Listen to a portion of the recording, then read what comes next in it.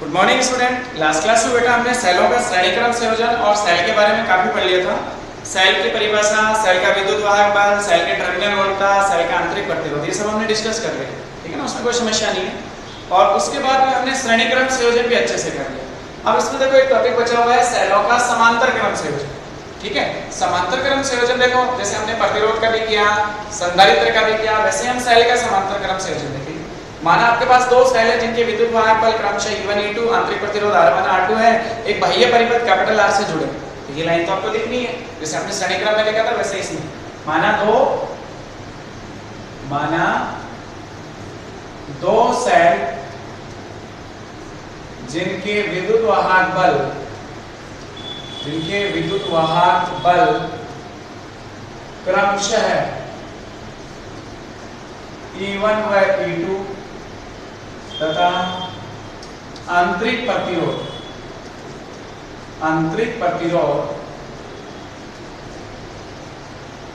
Small r1 व small r2 है,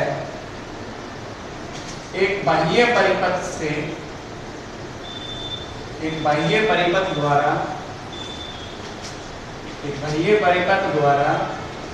समांतर क्रम में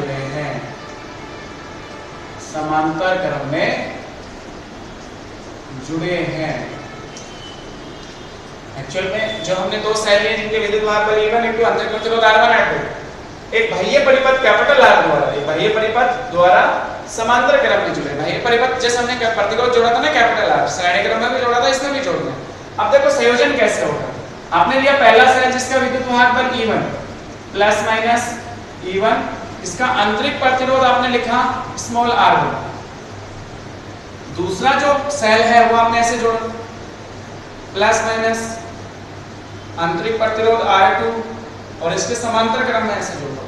ये दोनों आपस में समांतर क्रम में, इसको एक बाह्य परिपथ कैपिटल R द्वारा, ये लो साहब कैपिटल R से भी जोड़ दिया, ये कैपिटल R से हमने जोड़ दिया इसको। इसका विद्युत वाहक बल E2 है। मुझे पता है जब भी सेल को बंद परिपथ में, सेल बंद परिपथ में हो गया, जैसे सेल बंद परिपथ में होगा, मान लो E1 से धारा निकली I1, धारा हमेशा प्लस से निकलती है बैटरी की सेल की, इससे धारा निकली I2 और फिर इधर से I1 आई, इस तरफ से I2, इस संधि बिंदु पे आके टोटल धारा कितनी हो गई I। जैसे I धारा R के सिरों के मध्य प्रवाहित होगी तो इसके सिरों के मध्य विभवांतर उत्पन्न होगा V। कितना उत्पन्न होगा V, और वो V मानते हैं अपन। अब मुझे पता है समांतर क्रम में विभवांतर समान होता है, तो इसके सिरों के मध्य विभवांतर V, इसके सिरों के मध्य भी विभवांतर V। जो पहला सेल लिया है इसको आप AB से निर्देशित कर लो, AB के बीच में जुड़ा हुआ है, दूसरा जो है वो CD के बीच में जुड़ा हुआ है, इसके सिरों के मध्य भी विभवांतर क्या होगा V होगा। समांतर क्रम है ना। अब देखो कॉन्सेप्ट से आ जाओ। समांतर क्रम में धारा अलग अलग परिपथ में, इसमें I1 धारा, इसमें I2 धारा, विभवांतर समान होता ही है, जनरल बात है। अब मैं आपसे पूछूं, बताओ पहला जो सेल है जिसका विद्युत वाहक बल E1, आंतरिक प्रतिरोध R1, सिरों के मध्य विभवांतर V, जिसको हम टर्मिनल वोल्टता भी बोलेंगे, V का सूत्र निकल पहले सेल के लिए। अब क्या लिखोगे पहले सेल के लिए, प्रथम सेल के लिए टर्मिनल वोल्टता की बात करो। प्रथम सेल की जो टर्मिनल वोल्टता है उसकी बात करो, टर्मिनल वोल्टता। बोलो V बराबर सूत्र क्या होगा, E1 माइनस I1 R1। इसमें धारा कितनी है I1, प्रतिरोध R1, तो V बराबर E1 minus I1 small R1। Actual में मुझे तो I1 ज्ञात करना होगा क्योंकि V तो समान है सब में। मैं यहाँ से I1 निकालूंगा, इसमें से I2 और फिर टोटल I कर लूंगा, तो I बराबर I1 प्लस I2, उससे मेरा कोई सूत्र आ जाएगा। तो मैं यहाँ से I1 की वैल्यू हल करूँ तो वो कितनी होगी, मैं इसको इधर ले आऊंगा, V को उधर ले जाऊंगा, तो I1 equals to E1 minus V upon R1। Equation number first, I1 का मान सबको समझ में आया, E1 minus V upon R1। इसी प्रकार दूसरे सेल के लिए,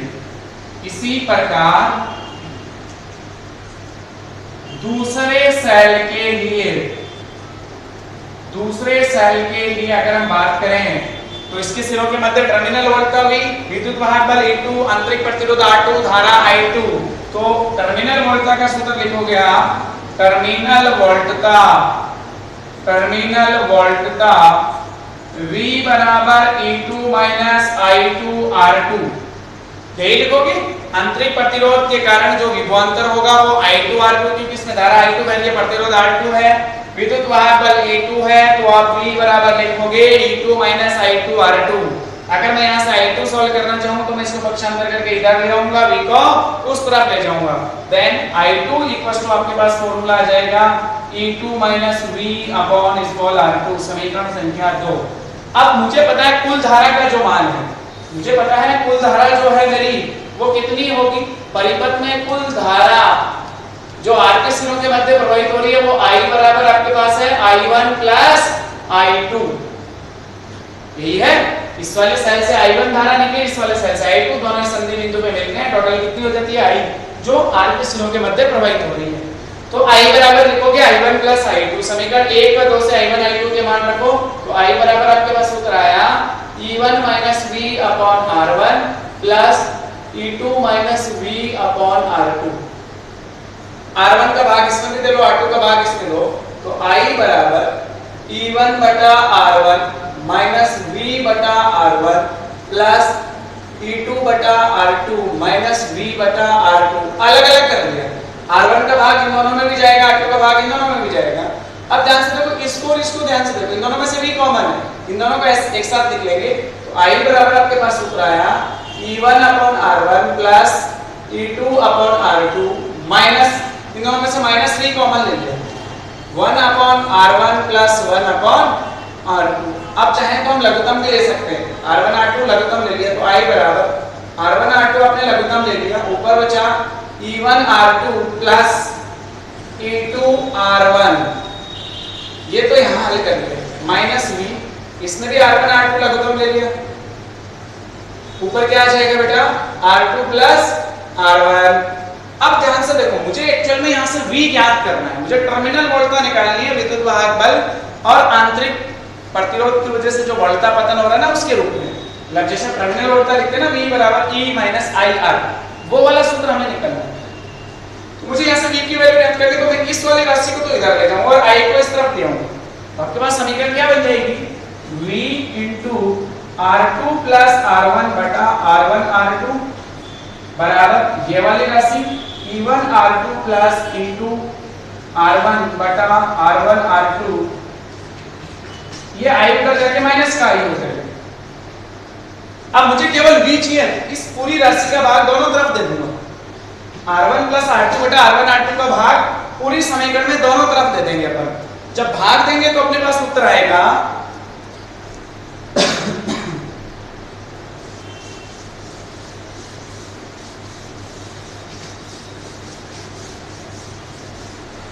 देखो ध्यान से बेटा, V बराबर, ये V का मान था, तो V बराबर अब इस राशि का भाग इस तरफ भी दोगे दोनों में और इसमें भी दोगे, तो इसमें भाग देंगे तो ये कट जाएगा, केवल यहाँ V बचेगा। ऊपर देखो क्या बचेगा E1 R2 plus E2 R1 बटा, जब आप इसमें R1 प्लस R2 बटा R1 R2 का भाग दोगे तो R1 R2 कट जाएगा, R1 से R2 कट जाएगा, नीचे क्या बचेगा R1 प्लस R2, नीचे क्या बचेगा R1 प्लस R2। सोच लो यही बचेगा क्या, बिल्कुल यही बचेगा, R1 R2 ऊपर जाके कट जाएगा, फिर I में भी देंगे माइनस I इंटू, जब आप इसका भाग इधर अपॉन में दोगे तो R1 R2 ऊपर चला जाएगा, R1 प्लस R2 नीचे आ जाएगा, I R1 R2 बटा R1 प्लस R2, आपके पास ये समीकरण आएगी। अब इस समीकरण को आप जो भी नंबर है नेक्स्ट वो नंबर डाल दो, समीकरण संख्या 3 होगी शायद।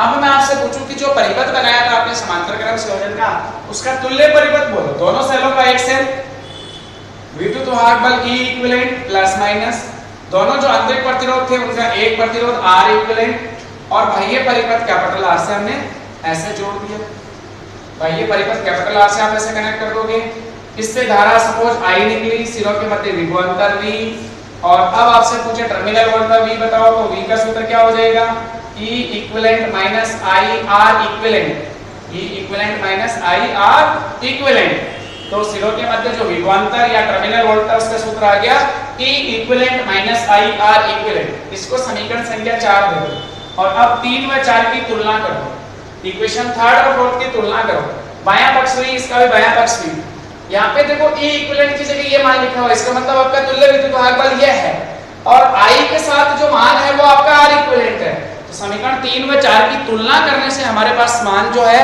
वो ज्ञात हो गया, हमारा तुल्य विद्युत वाहक बल और तुल्य आंतरिक प्रतिरोध ज्ञात हो गया, जो हमें ज्ञात करना होता है। ठीक है, तो अब ध्यान से देखो बेटा, तुलना कर लो समीकरण 3 व 4 की। समीकरण 3 व 4 से, समीकरण 3 व 4 से तुलना कर ली। 3 और 4 की तुलना करने से देखो E इक्विवेलेंट का मान आ गया E1 R2 plus E2 R1 बटा R1 plus R2, and R equivalent का सूत्र आ गया R1 R2 बटा R1 प्लस R2। ये सूत्र आ गया आपके पास, ये समीकरण संख्या 5, ये समीकरण संख्या 6। अब देखो इसमें विशेष स्थितियां बचती है, बाकी तो हमने हल कर दिया। अब इसकी क्या बची बेटा, विशेष स्थितियां। विशेष स्थितियों में हम देखते हैं कि भाई मान लो हमने तो 2 सेल माने थे जिनके विद्युत वाहक बल E1 E2 थे, मैं तो n सेल कनेक्ट करूंगा, मेरी इच्छा होगी समांतर क्रम में n सेल जोड़ूंगा। कितने जोड़ने हैं, n, जिनके विद्युत वाहक बल क्रमशः है। देखो विशेष स्थिति में पहली देखो, पहली विशेष स्थिति में आपने लिखा यदि n cell, small n cell श्रेणी क्रम में समांतर क्रम में जुड़े हो, समांतर क्रम में हो, समांतर क्रम में जुड़े हो,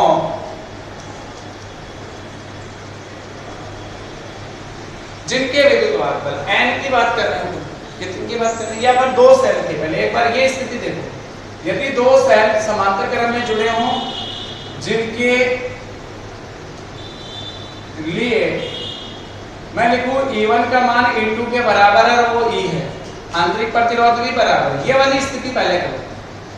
मैंने ऐसा बोला कि E1 बराबर E2 बराबर E, R1 बराबर R2 बराबर R, ये दोनों वैल्यूज आप यहाँ रखो 5 और 6 में।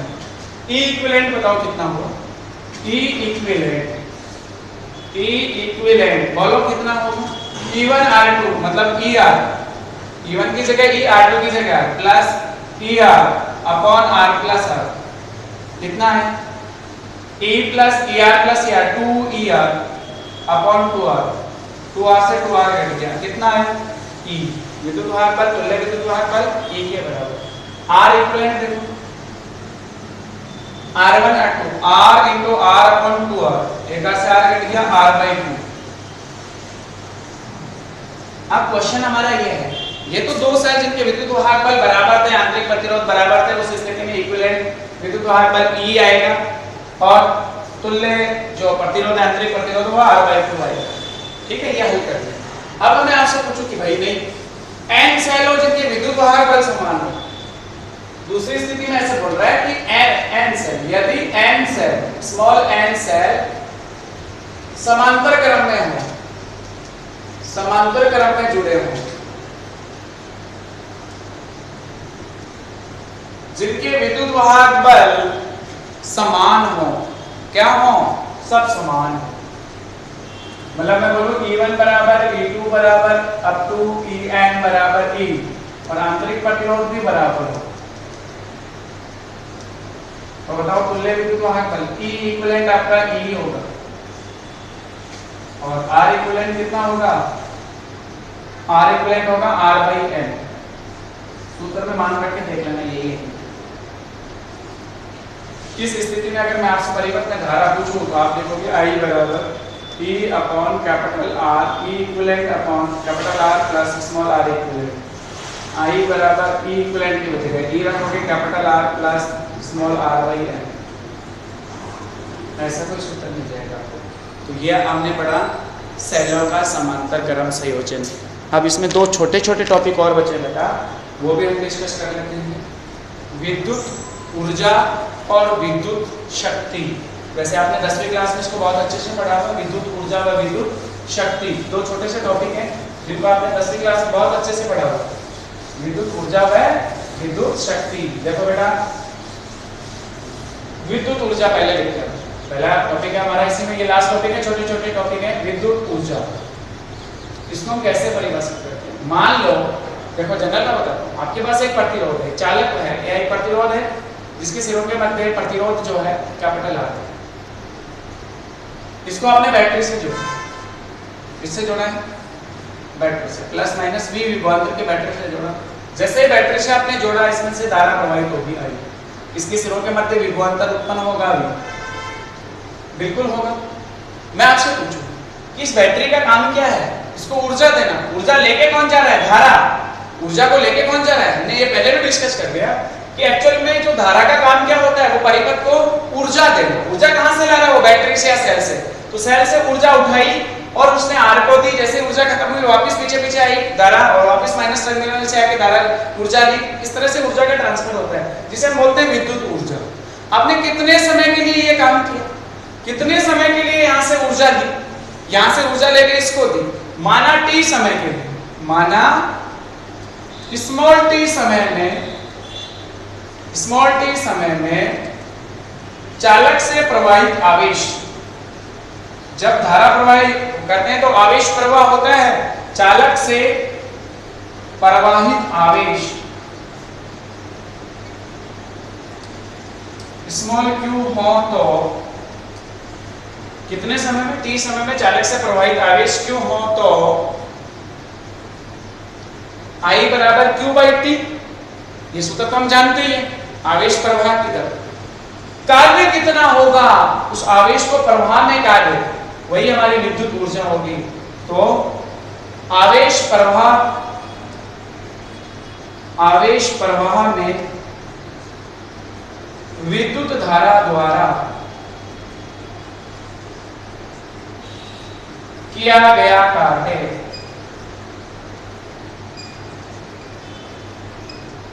W बराबर V इंटू Q। सुना है क्या? W बराबर V इंटू Q, V बराबर W अपॉन Q। मुझे कार्य निकालना जो विद्युत ऊर्जा के रूप में संचित होगा इसके अंदर। अब V की बात करें तो V कितना, या मैं Q की बात करूं तो Q कितना होगा? क्योंकि I बराबर हम लिखेंगे Q upon T, then Q बराबर I इंटू T। ये Q का मान आप यहाँ रख लो, तो W बराबर आ गया V into I into T। ये कार्य ही मेरा किसके रूप में संचित हुआ? विद्युत ऊर्जा के रूप में। इस प्रतिरोध में विद्युत ऊर्जा के रूप में ये कुल कार्य जो W है वही मेरी विद्युत ऊर्जा है, जिसको मैं U से निर्देशित कर सकता हूँ। ये W रहने दो। अब देखो इस समीकरण को मैंने 1 बोल दिया। अब V के ओम के नियम से हम जानते हैं, ओम का नियम क्या कहता है? V बराबर I है। मान लो परिपथ में V नहीं दिया हो, आपको I और R दिया हो, तो मैं V बराबर IR यहाँ रखूंगा, तो W बराबर सूत्र क्या हो जाएगा? IR into I into T। क्या हो गया W का सूत्र? I square R into T। ये ऊर्जा समीकरण संख्या 2। अगर मैं I की जगह V बटा R लिखूं इसी समीकरण में, तो W बराबर V स्क्वायर बटा R square into R into T। एक R से एक R कट गया, W बराबर एक और सूत्र आ गया अपने पास, V square upon R into T। इस तरह से हमारे पास ऊर्जा के 3 सूत्र आ जाते हैं, V और I के रूप में, V और R के रूप में, और I और R के रूप में। ठीक है ना? तो ये तीनों हमारे पास विद्युत ऊर्जा के सूत्र हैं। ऊर्जा का मात्रक वैसे तो जूल होता है, ऊर्जा का मात्रक इलेक्ट्रॉन वोल्ट भी होता है, हम सब पढ़ेंगे। ऊर्जा का मात्रक क्या होता है? Joule, electron volt. और विद्युत इकाइयों में ऊर्जा का मात्रक जो है वो kWh की लिखते हैं। 1 यूनिट बराबर 1 kWh बराबर 1 यूनिट। आपके जो घरों में बिजली का मीटर लगा हुआ है उसकी 1 यूनिट 1 kWh ऊर्जा के बराबर होती है, किलोवाट आवर। अब आपसे पूछा जाए कि इसमें कितने जूल ऊर्जा होती है 1 किलोवाट आवर में, या 1 यूनिट में कितने जूल ऊर्जा होती है, वो हम ज्ञात कर सकते हैं। 1 किलो का मतलब 10 की घात 3 वाट शक्ति, जूल पर सेकंड, जूल पर सेकंड। और 1 घंटे में सेकंड 3600 सेकंड। देखो सेकंड से सेकंड कट गया, तो 1 kWh बराबर या 1 यूनिट बराबर 3600 गुणा 10 की घात 3। मैं इसको लिख सकता हूँ 3.6 गुणा 10 की घात 6 जूल। इतने जूल ऊर्जा होती है, मतलब 1 यूनिट में आपकी इतनी जूल ऊर्जा होती है। हम ऐसे ज्ञात कर लेते हैं। ठीक है, तो ये टॉपिक भी आपको अच्छे से क्लियर हो गया। अभी इसी के अंदर अपन पढ़ते हैं विद्युत शक्ति। विद्युत शक्ति को कैसे परिभाषित करोगे जी? शक्ति को कैसे परिभाषित किया था? कार्य करने की दर को, विद्युत के अंदर कार्य करने की दर को क्या बोल देते हैं? विद्युत शक्ति। इसको हम क्या बोल देते हैं बेटा? विद्युत शक्ति, जिसको P से निर्देशित करेंगे। शक्ति, कार्य करने की दर को विद्युत शक्ति कहते हैं, तो इसको P बराबर लिखेंगे W बटा T। तो आपने जो 3 समीकरण ज्ञात किए हैं, शक्ति का मात्रक वाट होता है या जूल पर सेकंड लिखते हैं, ठीक है। तो जो 3 सूत्र लिखे थे शक्ति के वो क्या क्या हो जाएंगे, पहले सूत्र से V I × T बटा T, T से T कट गया, P बराबर V × I, एक समीकरण तो ये है। P बराबर दूसरा I² R × T upon T, T का T से कट गया तो ये I² × R आ गया। तीसरा शक्ति का सूत्र आ गया V² अपॉन R × T बटा T, T से फिर T कैंसिल हो गया, V² बटा R। इस तरह से हमारे पास शक्ति के 3 सूत्र आ गए, P बराबर VI, P बराबर I² R, P बराबर V² बटा R। ठीक है, तो ये हमारे विद्युत शक्ति के सूत्र हो गए। विद्युत शक्ति का देखो जो वाट है वो हमारी इसकी यूनिट होती है। अगर आपने उसमें सुना होगा इलेक्ट्रिसिटी में तो किलोवाट की बात करते हैं। 1 किलोवाट मतलब 10³ वाट। 1 मेगावाट ऐसा सुना होगा 10⁶ वाट। 1 गीगावाट 10⁹ वाट, ये भी इसके मात्रक होते हैं। 1 टेरावाट 10⁻12 वाट। ठीक है ना, इस तरह से हम बड़ी मात्रक की बात कर लेते हैं शक्ति की, ये बड़े मात्रक होते हैं। ठीक है, एक आपने ऊर्जा और उष्मा के बारे में भी सुना होगा। उष्मा ऊर्जा और ऊर्जा की बात करें या कार्य की बात करें तो W समानुपाती H होता है। आपने सूत्र सीखा होगा W समानुपाती H, W बराबर JH, जहां पे J एक जूल नियतांक होता है। J को क्या बोलते हैं, जूल नियतांक। अगर मैं यहां से H की बात करूं तो W अपॉन J, ये मान कैलोरी में आएगा। ये मान किस में आएगा, कैलोरी में। एक H जो उष्मा है वो W अपॉन J के बराबर या उसको बोलेंगे कैलोरी में कन्वर्ट कर लेंगे। ठीक है, ऐसे। तो आपका चैप्टर जो है वो ऑलमोस्ट फिनिश कर लिया हमने। अगली क्लास में आप न्यूमेरिकल सॉल्व करके रखना, कुछ न्यूमेरिकल मैं सॉल्व करवा दूंगा, फिर 6 चैप्टर स्टार्ट करेंगे। Thank you.